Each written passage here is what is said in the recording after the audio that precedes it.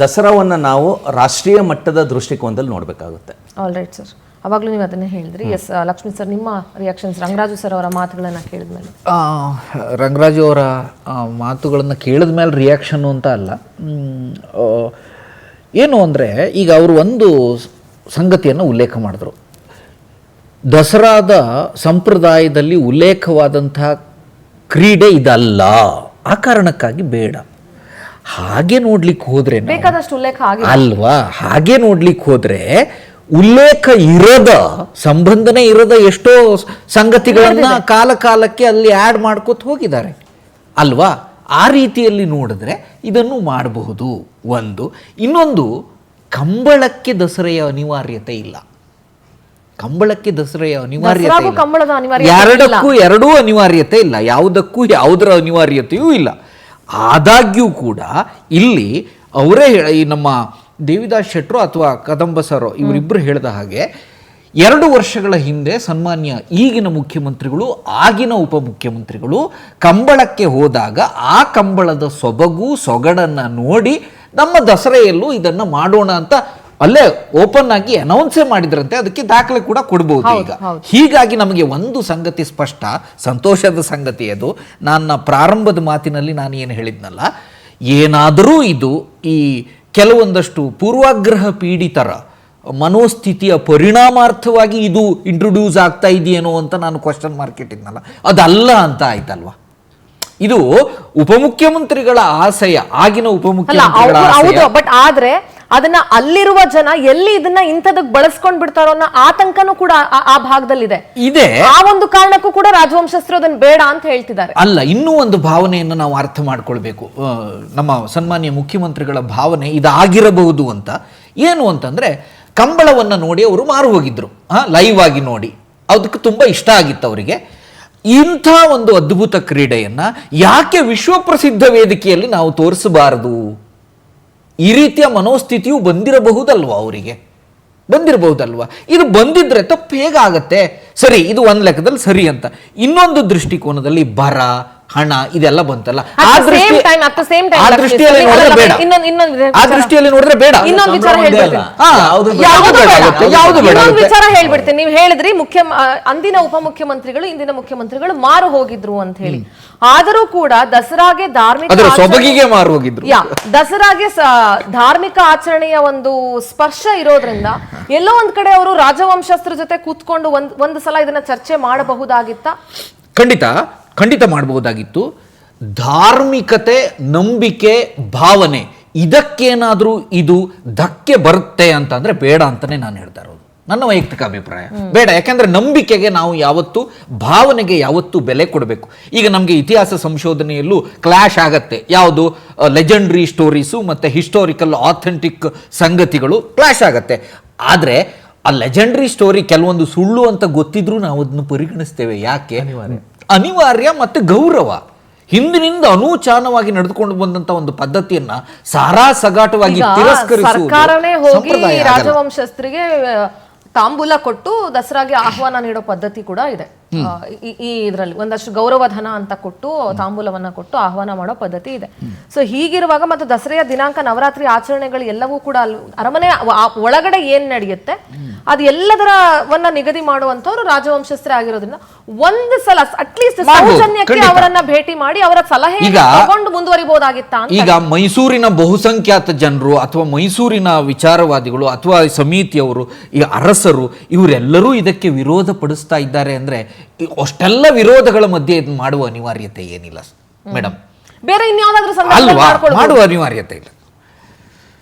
S, ದೇವಿ ಪ್ರಸಾದ್ ಅವರೇ, ಯದುವೀರ್ ಅವರು ಕೂಡ ಹೇಳ್ತಾ ಇದ್ರು, ನನ್ನ ಹತ್ರ ಅಶೋಕ್ ರೈ ಆಗಿರ್ಬೋದು, ಯಾರೇ ಆಗಿರ್ಬೋದು, ನನ್ನ ಹತ್ರ ಇದ್ರ ಬಗ್ಗೆ ಬಂದು ಏನು ಚರ್ಚೆ ಮಾಡಿಲ್ಲ, ನನ್ನ ಹತ್ರ ಅವ್ರು ಏನು ಮಾತುಕತೆಯನ್ನ ಇದ್ರ ಬಗ್ಗೆ ನಡೆಸಿಲ್ಲ, ನಮ್ಮ ಸಲಹೆಯನ್ನು ಏನು ತಗೊಂಡಿಲ್ಲ ಅವರು, ಬಟ್ ಆದ್ರೆ ನನ್ನ ವೈಯಕ್ತಿಕ ವಿರೋಧ ಇದೆ ಇದಕ್ಕೆ ಅಂತ ಹೇಳಿ ಹೇಳ್ತಾ ಇದ್ರು. ನಮ್ಮ ಬೆಂಗಳೂರಲ್ಲಿ ಮುಖ್ಯಮಂತ್ರಿಗಳ ನೇತೃತ್ವದಲ್ಲಿ ನಡೆದಂತ ಹೈಪರ್ ಕಮಿಟಿ ಮೀಟಿಂಗ್ ಅಲ್ಲಿ ಹೌದು ನಮ್ಮ ಸಂಸದರಾದಂತ ಯದುವೀರ್ ಒಡೆಯರ್ ಅವರು ಕೂಡ ಉಪಸ್ಥಿತರಿದ್ದರು. ಹೌದು, ಅಲ್ಲೇ ಅವರ ಅಭಿಪ್ರಾಯವನ್ನು ಕೂಡ ಎಲ್ಲ ಶಾಸಕರು, ಅಲ್ಲಿಯ ಸ್ಥಳೀಯ ಸಂಸದರು ಮತ್ತು ಮಾಜಿ ಸಚಿವರುಗಳು, ಹಾಲಿ ಸಚಿವರು, ಉಪಮುಖ್ಯಮಂತ್ರಿಗಳ ನೇತೃತ್ವದಲ್ಲಿ ನಡೆದ ಸಭೆಯಲ್ಲಿ ಯದುವೀರ್ ಅವರು ಹೇಳಿದ್ದಿಷ್ಟೇ, ನಮ್ಮ ಕಂಬಳ ಕರಾವಳಿ ಕರ್ನಾಟಕದ ಒಂದು ವೀರ ಕ್ರೀಡೆ, ಸಾಹಸ ಕ್ರೀಡೆ, ಸಂಪ್ರದಾಯ ಕ್ರೀಡೆ, ಅದು ಅಲ್ಲಿಯೇ ನಡೆದ್ರೆ ಒಳ್ಳೇದು. ಇಲ್ಲಿ ನಡೆಯುವ ಬಗ್ಗೆ ಮುಖ್ಯಮಂತ್ರಿಗಳು ಏನು ಪ್ರಸ್ತಾವ ಮಾಡಿದ್ದಾರೆ, ಮುಂದೆ ಅದರ ಬಗ್ಗೆ ಅವರ ವಿವೇಚನೆಗೆ ಬಿಟ್ಟದ್ದು ಅಂತ ಹೇಳಿದ್ರೆ ಹೊರತು ಅದನ್ನು ಎಲ್ಲೂ ಕೂಡ ಅವರು ವಿರೋಧ ವ್ಯಕ್ತಪಡಿಸಿಲ್ಲ. ಖಂಡಿತ ನಾವು ವಿರೋಧ ಕೂಡ ವ್ಯಕ್ತಪಡಿಸಿದ್ರೆ ನಾನ್ ಬೇಕಾದ್ರೆ I can play the bites right now. ಇಲ್ಲ, bite ಅಲ್ಲಿ ಮಾತಾಡ್ಲಿಕ್ಕೆ ಆಗಲ್ಲ ಅಲ್ವಾ ಸರ್? ಅಲ್ಲಿ ಮೈಸೂರಲ್ಲಿ ಮಾತಾಡಿದಾಗ್ಲೂ ಅವ್ರು ವಿರೋಧ ವ್ಯಕ್ತಪಡಿಸಿದ್ದಾರೆ ಮತ್ತು ಹೊರಗಡೆ ಮಾಡಿರ್ಬೋದು. ಅಲ್ಲಿ ಅವರು ಹೇಳಿದ್ದು ಅಲ್ಲಿ ಕೂಡ ಇದ್ರ ಬಗ್ಗೆ ಮಾತಾಡಿಲ್ಲ ಅಂತಾನೆ ಹೇಳಿದ್ದಾರೆ. ಮುಖ್ಯಮಂತ್ರಿಗಳ ವಿವೇಚನೆಗೆ ಬಿಟ್ಟದ್ದು ಅಂತ ನೇರವಾಗಿ ಹೇಳಿದ್ದಾರೆ ಅವರು. ಮತ್ತೆ ಯದುವೀರ್ ಅವರು ಈ ಕಂಬಳದ ಬಗ್ಗೆ ವಿಶೇಷ ಅಭಿಮಾನವನ್ನು ಹೊಂದಿದವರೇ. ಮತ್ತು ಕಂಬಳಕ್ಕೂ ಮೈಸೂರು ಸಂಸ್ಥಾನಕ್ಕೂ ನಾನು ಈಗ ಹೇಳಿದಾಗೆ ಅವಿನಾಭಾವ ಸಂಬಂಧ ಇದೆ ಸರ್. ಹಾಗೆ ಇದ್ದಿದ್ರೆ ಅಲ್ಲ, ನೀವು ಹೇಳಿದಂಗೆ ಇದ್ದಿದ್ರೆ ಇಷ್ಟು ವರ್ಷ ತನಕ ಅದನ್ನು ಬಿಡ್ತಾನೆ ಇರ್ಲಿಲ್ಲ ಅಂತ ಅನ್ಸುತ್ತೆ. ಬಹುಶಃ ಆಚರಣೆನ ಯಾವತ್ತೋ ಸೇರಿಸ್ಬಿಟ್ಟಿರೋರು ನೋಡಿ. ಯಾವುದು ಒಂದು ಈಗ ರೈತರ ಇಲ್ಲಿ ಇಷ್ಟು 400ಕ್ಕೂ ಹೆಚ್ಚು ವರ್ಷಗಳ ಇತಿಹಾಸ ಇರೋ ದಸರಾದಲ್ಲಿ ಯಾವತ್ತೋ ಕಂಬಳ ಆಚರಣೆಯನ್ನ ಸೇರಿಸ್ಬಿಡ್ತಾ ಇದ್ರು. ಅಲ್ಲಲ್ಲ, ಇದಕ್ಕೆ ದಸರಾದಲ್ಲಿ ಕಂಬಳ ನಡೀತಾ ಇತ್ತು ಹೇಳೋದಕ್ಕೆ ಯಾವುದೇ ಐತಿಹಾಸಿಕ ದಾಖಲೆ. ಮೈಸೂರು ದಸರಾದಲ್ಲಿ ಸೇರ್ಪಡೆಗೊಳ್ಳುವ ಬಗ್ಗೆ ಆ ವಿಚಾರ ಅಲ್ಲ. ಮೈಸೂರು ದಸರಾದಲ್ಲಿ ಏರ್ ಶೋ ಸೇರ್ಪಡೆ ಆಗಿತ್ತ ಮುಂಚೆ.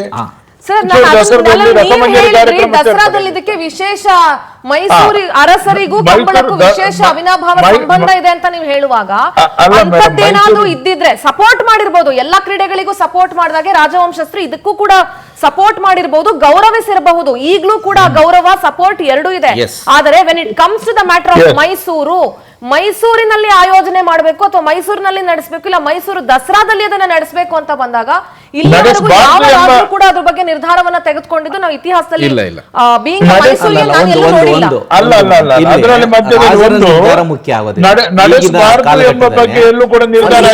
ಈಗಿನ ಕಾಲಘಟ್ಟದಲ್ಲಿ ರಾಜರ ಅಭಿಪ್ರಾಯ ಕಾಲಘಟ್ಟದ ಬಗ್ಗೆ ಹೇಳ್ತಾ ಇಲ್ಲ. ಈಗ ಯಾವ ಕ್ರೀಡೆಯನ್ನ ಸೇರಿಸಬೇಕು ಸೇರಿಸಬಾರ್ದು ಅನ್ನೋದನ್ನ ಹೇಳೋದಿಕ್ಕೆ ಯದುವೀರ್ ಅವರಿಗೆ ರಾಜರ ಅಧಿಕಾರ ಇಲ್ಲ, ರಾಜರು ಅಲ್ಲ.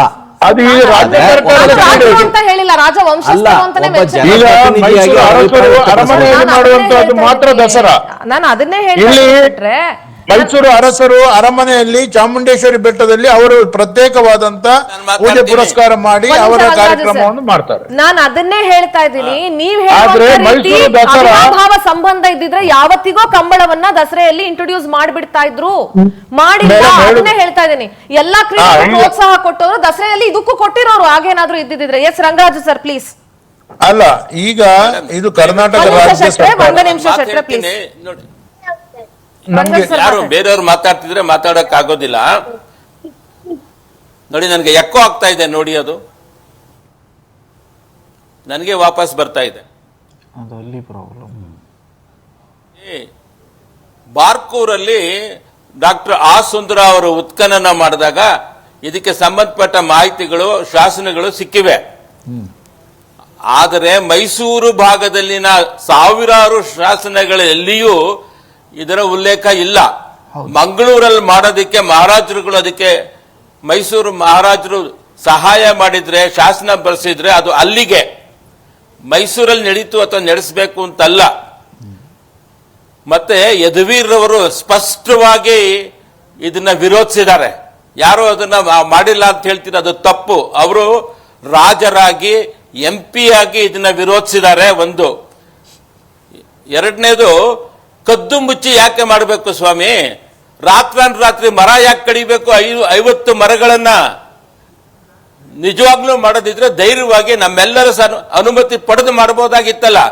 ರಾಜರು ಒಪ್ತಿಲ್ಲ, ಜನ ಒಪ್ತಿಲ್ಲ, ರಾಜವಂಶಸ್ಥರು ಒಪ್ತಿಲ್ಲ, ಆದ್ರೂ ನಾವು ಮಾಡ್ತೀವಿ ಅಂತ ದಸರಾನ ತುರುಕ್ತಾ ಇದ್ದಾರೆ. ದಸರಾ ಒಳಗಡೆ ಈ ಕಂಬಳವನ್ನ ತಂದು, ಇದು ದೊಡ್ಡ ಶ್ರೀಮಂತರ ಆಟ. ಇದು ಎಲ್ಲಿ ಬೇಕಾದ್ರೂ ಮಾಡಬಹುದು ಅವ್ರ ಸ್ವಂತ ದುಡ್ಡಲ್ಲಿ, ಅದಕ್ಕೆ ಯಾರ್ದು ಅಭ್ಯಂತರ ಇಲ್ಲ. ಆದ್ರೆ ಸರ್ಕಾರದ ಹಣ, ತೆರಿಗೆ ಹಣವನ್ನ ಕೇವಲ ಇದೊಂದು ಕ್ರೀಡೆಗೆ ಖರ್ಚು ಮಾಡೋದಕ್ಕೆ ನಮ್ಮ ವಿರೋಧ. ಮತ್ತೆ ನೀರಿಲ್ಲ ಅಷ್ಟು ಮೈಸೂರಲ್ಲಿ. ಅದೇ ಇಲ್ಲಿ ನೀರು ಬರೋದು ಎರಡೇ, ಒಂದು ಕಬಿನಿ, ಮತ್ತೊಂದು ಕಾವೇರಿ. ಅದನ್ನ ಬಿಟ್ಟು ಇನ್ಯಾವ ನೀರು ಸೌತ್ ಕೆನರಾ ನೀರು ಮೈಸೂರು ಕಡೆಗೆ ಬರೋದಿಲ್ಲ. ಅಲ್ಲಿ ನೀರಿನ ಕೊರತೆ ಇಲ್ಲ, ಇಲ್ಲಿ ನೀರಿನ ಕೊರತೆ ಇದೆ, ಬರ ಬಂದಿದೆ, ಮತ್ತೆ ಜನಗಳಿಗೆ ಆಹಾರದ ತೊಂದರೆ ಇದೆ. ಒಂದೇ ಒಂದು ಕ್ರೀಡೆಗೆ 5 ಕೋಟಿ ಹಣವನ್ನ ಖರ್ಚು ಮಾಡಿ 400 ಜನಕ್ಕೆ ಅಕಾಮಿಡೇಷನ್ ಕೊಟ್ಟು 200 ಕೋಣಗಳನ್ನ ತಂದು ಮಾಡ್ತಕ್ಕಂಥದ್ದು ಏನಿದೆ ವೈಭವ ಇಲ್ಲಿ? ಯಾವ ದಸರಾ ಪ್ರದರ್ಶನದಲ್ಲಿಯೂ ಇಷ್ಟು ಹಣವನ್ನ ಒಂದು ಕ್ರೀಡೆಗೆ, ಒಂದು ವಸ್ತುವಿಗೆ ಖರ್ಚು ಮಾಡಿದ್ದು ಎಲ್ಲಿಯೂ ಇಲ್ಲ. ದಯವಿಟ್ಟು ಕ್ಷಮಿಸಿ.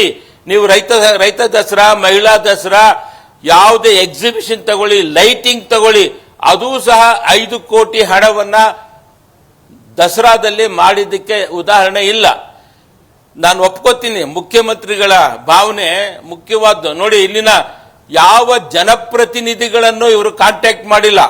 ಮೈಸೂರಿನಲ್ಲಿರತಕ್ಕಂಥ 5 MLAಗಳನ್ನಾಗಲಿ, ನಾಗರಿಕರನ್ನಾಗಲಿ, ಮೈಸೂರಿನ ಜನಗಳನ್ನಾಗಲಿ ಇದಕ್ಕಾಗಿ ತಿಳ್ಕೊಂಡಿದ್ದಿಲ್ಲ. ಯಾರೋ ಒಬ್ಬರ ಫ್ಯಾನ್ಸಿಗೋಸ್ಕರ ಇದನ್ನ ತರ್ತಾ ಇದ್ದಾರೆ. Rangaraju sir, all right. S Lakshmeeshwara, ನಿಮ್ಮ last reaction on this. Last reaction ಅಂದರೆ ಇಲ್ಲಿ ಪರಿಸರ ನಾಶ ಅಥವಾ ಮೈಸೂರಿಗರ ಅಥವಾ ರಾಜವಂಶಸ್ಥರ ವಿರೋಧ ಇದೆ ಅಂತಾದರೆ, ಅಥವಾ ಅನೇಕ ಸಮಸ್ಯೆಗಳು ಇಲ್ಲಿ ಕಾಡ್ತಾ ಇದೆ ಅಂತಂದರೆ ಇದರ ತರುವ ಅನಿವಾರ್ಯತೆ ಇಲ್ಲ. ಆದರೆ ಕಂಬಳವನ್ನು ಇಡೀ ಜಗತ್ತು ನೋಡಲಿಕ್ಕೆ ಇದೊಂದು ಒಳ್ಳೆಯ ವೇದಿಕೆ ಆದ್ದರಿಂದ ಇದಕ್ಕೊಂದು ಅವಕಾಶ ಕೊಡಬಹುದು ಹೇಳುವಂಥ ಕೂಡ ಅಭಿಪ್ರಾಯವನ್ನು ವ್ಯಕ್ತಪಡಿಸ್ತೇನೆ. ಸಾಂದರ್ಭಿಕ ನಿರ್ಧಾರ. ಸಹಜ ಈ ಆಡಳಿತಾತ್ಮಕ ಲೋಪದೋಷಗಳೇನಿದಾವೆ ಅದನ್ನು ಸರಿಪಡಿಸ್ಕೊಂಡು ಕಂಬಳವನ್ನು ಮೈಸೂರು ದಸರಾದಲ್ಲಿ ಪರಿಚಯ ಮಾಡೋದ್ರಲ್ಲಿ ತಪ್ಪೇನಿಲ್ಲ. Okay, all right. ದೇವಿಪ್ರಸಾದ್ ಶೆಟ್ರೆ, ನಿಮ್ಮ last few seconds of last reaction. Mysuru Dasara ನಮ್ಮ ನಾಡ ಹಬ್ಬ. ಈ ನಾಡ ಹಬ್ಬದಲ್ಲಿ ವೀರ ಕ್ರೀಡೆ ಕಂಬಳ ಕೃಷಿಕರ, ಈ ರಾಜ್ಯದ ಜನತೆಯ ನಾಡಮಿಡಿತದಲ್ಲಿ ಇರುವಂತಹ ಒಂದು ಕ್ರೀಡೆ. ಈ ಕ್ರೀಡೆಗೆ ದಸರಾದಲ್ಲಿ ಅವಕಾಶ ಮಾಡಿಕೊಡ್ಬೇಕು. ಈಗ ರಾಜಮನೆತ ಯದುವೀರ್ ಅವರು ಒಂದು ರಾಜಮನೆತನಿಗೆ ಮಾತ್ರ ಸೀಮಿತ ಆಗಿರದೆ ಒಂದು ಸಂಸದರಾಗಿ ಸರ್ಕಾರದ ಅಂಗವಾಗಿದ್ದಾರೆ, ಒಂದು ಪಕ್ಷದ ಅಂಗವಾಗಿದ್ದಾರೆ. ನಮ್ಗೆ ಅರಮನೆಯ ಮತ್ತು ಚಾಮುಂಡೇಶ್ವರಿಯ ಏನು ಸಂಪ್ರದಾಯ ಅದನ್ನು ನಿರಂತರವಾಗಿ ಮುಂದುವರಿಸಿಕೊಂಡು ಹೋಗುವ ಬಗ್ಗೆ ನಾವು ಒಬ್ಬ ನಾಡಿನ ಪ್ರಜೆಯಾಗಿ ಹೇಳ್ತಾ ಇದ್ದೇವೆ. ಆದ್ರೆ ಇದರಲ್ಲಿ ರಾಜಕೀಯ ತಿರುಚಬಾರದು. ಪರಿಸರ ಯಾವುದೇ ರೀತಿಯ ನಾಶ ಆಗುದಿಲ್ಲ. ಯಾರೋ ಒಬ್ರು ಹೇಳ್ತಿದ್ರು ಕೆಳವರ್ಗದ ಕೊರಗ ಸಮುದಾಯದವರ ದಬ್ಬಾಳಿಕೆ ಆಗ್ತದೆ ಅಂತ. ಇದು ಖಂಡಿತವಾಗಿ ಅತ್ಯಂತ ತಪ್ಪಿನ ಮಾಹಿತಿ. ಇದು ನಮ್ಮ ಕಂಬಳ ದಸರಾದಲ್ಲಿ ಆಗ್ಬೇಕು. ಸರ್ಕಾರದ ಚರ್ಚೆಯಲ್ಲಿ ಭಾಗಿಯಾಗಿದ್ದಕ್ಕೆ ಥ್ಯಾಂಕ್ ಯು ರಂಗರಾಜು ಸರ್. ನಿಮ್ಮೆಲ್ಲರಿಗೂ ಕೂಡ ಧನ್ಯವಾದಗಳು. ಒಟ್ಟಾರೆಯಾಗಿ ಮೈಸೂರಿನ ದಸರಾ ಅಂತ ಅಂದ್ರೆ, ನಾನು ಮೈಸೂರಿಗಳಾಗಿ ಸ್ವತಃ ನಾನು ಮೈಸೂರಿಗಳಾಗಿ ಹೇಳುವಂಥದ್ದು ಏನಂದ್ರೆ, ಹೌದು ನಾಡಿನ ಬೇರೆ ಬೇರೆ ವಿಶಿಷ್ಟ ಸಂಸ್ಕೃತಿಯನ್ನ ಪರಿಚಯಿಸಬೇಕು, ಅದ್ರಲ್ಲಿ ನಾನು 2 ಮಾತಾಡಲ್ಲ. ಆದರೆ ಯಾವ ರೀತಿ ಅಂತಂದ್ರೆ ಅಲ್ಲಿನ ಧಾರ್ಮಿಕ ಭಾವನೆಗಳಿಗೆ ಧಕ್ಕೆಯನ್ನು ಉಂಟು ಮಾಡಿ, ಅಲ್ಲಿನ ಜನರ ವಿರೋಧವನ್ನ ಕಟ್ಕೊಂಡು, ಪರಿಸರ ನಾಶ ಮಾಡಿ, ದುಂದುವೆಚ್ಚ ಮಾಡಿ, ಫಸ್ಟ್ ಆಫ್ ಆಲ್ ನೀವು ಯುವ ದಸರಾ ಮಾಡಿ ಬೇರೆ ಬೇರೆ ರಾಜ್ಯಗಳಿಂದ ಸಿಂಗರ್ಗಳನ್ನ ಕರ್ಕೊಂಡ್ಬಂದು ಕೋಟ್ಯಾಂತರ ರೂಪಾಯಿ ದುಡ್ಡು ಕೊಟ್ಬಿಟ್ಟು ಮಾಡ್ತಿರಲ್ಲ, ಅದಕ್ಕೇನೆ ಮೈಸೂರಿಗರ ವಿರೋಧ ಇದೆ ಮತ್ತು ಕಲಾವಿದರ ವಿರೋಧ ಇದೆ. ಸ್ಥಳೀಯ ಕಲಾವಿದರನ್ನ ಗೌರವಿಸೋದಿಲ್ಲ, ಸ್ಥಳೀಯ ಕಲಾವಿದರಿಗೆ ಹೆಚ್ಚಿನ ಸಂಭಾವನೆ ಕೊಡೋದಿಲ್ಲ ಮತ್ತು ದೊಡ್ಡ ಭ್ರಷ್ಟಾಚಾರ ನಡೆಯುತ್ತೆ ದಸರಾ ಕಮಿಟಿಯಲ್ಲಿ, ದಸರಾ ನಡೆಯುವಂಥ ಸಂದರ್ಭದಲ್ಲಿ ಅನ್ನೋದನ್ನ ನಾನು ರಾಜಾರೋಷವಾಗಿ ಹೇಳ್ತೀನಿ. ಯಾಕೆಂದ್ರೆ ನಾನು ವೈಯಕ್ತಿಕವಾಗಿ ನೋಡಿದ್ದೀನಿ ಆ ವಿಚಾರಗಳನ್ನ. ಮತ್ತು ಸಣ್ಣ ಪುಟ್ಟ ಕಲಾವಿದರುಗಳು ಬರ್ತಾರಲ್ಲ, ಡೊಳ್ಳು ಕುಣಿತ, ಪೂಜಾ ಕುಣಿತ, ಕಂಸಾಳೆ ಇಂಥ ಕಲಾವಿದರು ಬರ್ತಾರಲ್ಲ, ಅವರಿಗೂ ಕೂಡ ನೀವು ಗೌರವಧನ ಅಂತ ಹೇಳಿ ಹೆಚ್ಚಿನ ಸಂಭಾವನೆ ಏನು ಕೊಡೋದಿಲ್ಲ. ಕಂಬಳ ನಡೆಸಬೇಕು ಅಂತಾದ್ರೆ ನೀವು ಬೇರೆ ಸಂದರ್ಭಗಳಲ್ಲೂ ನಡೆಸಬಹುದು. ಇಂಥ ಬರದ ಸಂದರ್ಭದಲ್ಲಿ ಇಷ್ಟೊಂದು ದುಂದುವೆಚ್ಚ ಮಾಡಿ ನಡೆಸೋದಕ್ಕಿಂತ ಹೆಚ್ಚಾಗಿ ಅಲ್ಲಿ ಬರುವಂಥ ಕಲಾವಿದರಿಗೆ ನೀವು ಸಂಭಾವನೆಯನ್ನ ಹೆಚ್ಚು ಮಾಡಿದ್ರೆ ಒಂದು ಕಲಾವಿದರಿಗೂ ಒಂದು ಬದುಕು ಕಟ್ಕೊಳ್ಳಿಕ್ಕೆ ಅವಕಾಶ ಆಗುತ್ತೆ ಅಂತ ಸಂದರ್ಭದಲ್ಲಿ ಅಂತ ಹೇಳ್ತಾ, ಅಫ್ಕೋರ್ಸ್ ಕರಾವಳಿಯ ಕಂಬಳದ ಬಗ್ಗೆ ಎಲ್ರಿಗೂ ಹೆಮ್ಮೆ ಇದೆ. ಒಂದು ಹೇಳ್ತಾರೆ ಯಾವಾಗ್ಲೂ ಕರಾವಳಿ ಕನ್ನಡ ತಾಯಿಯ ಪ್ರಭಾವಳಿ ಅಂತ ಹೇಳಿ. ಸೊ ಆ ಮಾತನ್ನ ಹೇಳ್ತಾ ಇದ್ರ ಬಗ್ಗೆ ಯಾವುದೇ ವಿವಾದಗಳಿಲ್ಲದೆ ಇದೆಲ್ಲವೂ ಕೂಡ ಇತ್ಯರ್ಥ ಆಗ್ಲಿ ಅಂತ ಹೇಳ್ತಾ ಇವತ್ತಿನ ಡಿಬೇಟ್ನ ಇಲ್ಲಿಗೆ ಮುಗಿಸ್ತಾ ಇದ್ದೀನಿ. ನೋಡ್ತಾ ಇರಿ ಪವರ್ ಟಿವಿ, ಇದು ನಿಮ್ಮ ಶಕ್ತಿ.